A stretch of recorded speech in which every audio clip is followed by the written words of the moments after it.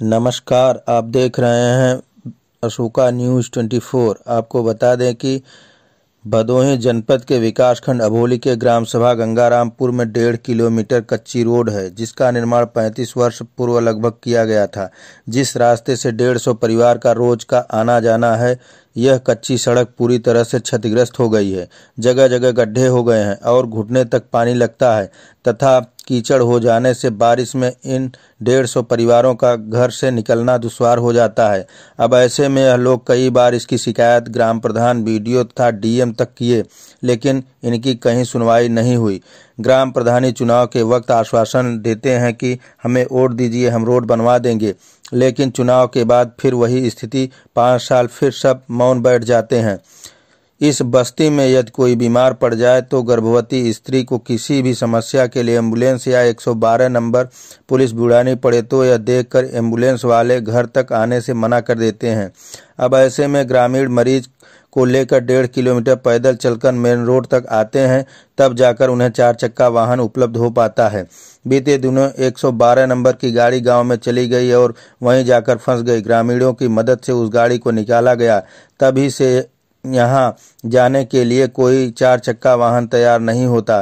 प्रदर्शन करने वालों में अच्छे लाल बिंद, राम प्रताप साहू, मंगरू बिंद, राजकुमार, राकेश कुमार, शैलेंद्र, बद्री, गोलू, मुकेश, शकुंतला देवी, अनीता देवी, रीता देवी, सविता देवी तथा शिवरतन विश्वकर्मा आदि लोग शामिल थे। जी नाम है गांव गंगारामपुर। क्या समस्या है माता जी? क्या समस्या है? यही है साहब कि अरे पानी नहीं निकला था, न सड़क एकदम ये बने मने के आना न जाना, एकदम न इतनी परेशानी बने, खाए के होता न पिए के होता, तनी खेती बाड़ी एक नहीं होता है। प्रधान जी क्या बोले इस रोड के बारे में? प्रधान जी बोला था ना कि कुछ सुनाया नहीं होता। अच्छा, कौनो सुनाया नहीं, आज के 10 साल खो गए, 10-20 साल।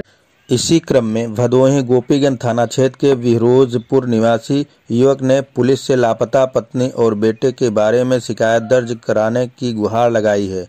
युवक कई बार थाने का चक्कर लगाया, लेकिन किसी वजह से युवक की शिकायत नहीं दर्ज की गई।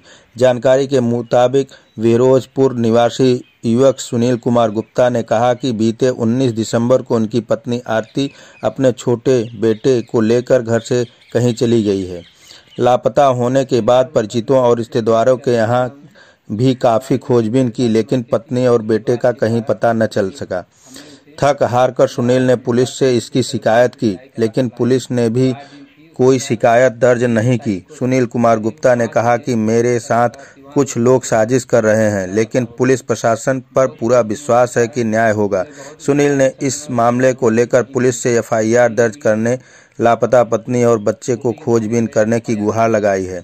मालूम हो कि वर्ष 2013 में सुनील की शादी हुई थी, उसके 2 बेटे भी हैं। इस बीच में सुनील की पत्नी 2-3 बार विवाद करके मायके जा चुकी है। अभी बीते 24 दिसंबर को समझौता के बाद सुनील की पत्नी बिरोजपुर आई थी, लेकिन 4 दिन बाद ही कहीं चली गई। काफ़ी खोजबीन के बाद न मिलने पर सुनील ने पुलिस प्रशासन से न्याय की गुहार लगाई है। इसी क्रम में प्रयागराज नैनी समाजसेवी सरदार पतविंदर सिंह ने कहा कि विधानसभा चुनाव की घोषणा हो गई है, जिसको जिस पार्टी का प्रचार करना हो वे खुशी से करें।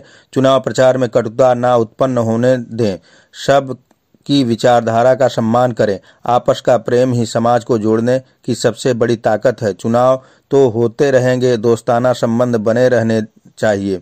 समाजसेवी सरदार पतविंदर सिंह ने आगे कहा कि प्रिय मतदाता बंधुओं, चुनाव के इस शंखनाद के साथ हमें पूर्ण समर्पण भाव से उत्तर प्रदेश में 100% मतदान के लिए रात दिन परिश्रम करना है। सरदार पतविंदर सिंह ने आगे कहा कि उत्तर प्रदेश में विधानसभा चुनाव की घोषणा हो गई है। मेरी जनता जनार्दन से अपील है कि वह लोकतंत्र के इस महापर्व में पूरे उत्साह के साथ प्रतिभाग करें। अपनी सहभागिता हमारे देश के लोकतंत्र की ताकत है। 100% मतदान, शांतिपूर्ण मतदान की अरदास करने वालों में महंत ज्ञान सिंह, गुरबख्श सिंह, कुलदीप सिंह, परविंदर सिंह, बंटी, जगजीत सिंह, गुरुचरण सिंह, गुरनाम सिंह, तरनजीत सिंह, वीरेंद्र पाल सिंह, हरमनजी सिंह, दलजीत कौर सहित तमाम लोग अरदास में सम्मिलित रहे। मजबूत करने के लिए मतदान अवश्य करें। हम लोग यही महंत जी ने प्रार्थना की है, अरदास की है गुरु चरणों में कि जो भी 5 राज्यों में चुनाव हो रहे हैं बहुत ही शांतिपूर्ण ढंग से संपन्न हो और हर व्यक्ति मतदान करे, जिससे लोकतंत्र मजबूत हो। वाहिगुरु जी का खालसा, वाहिगुरु जी की फतेह।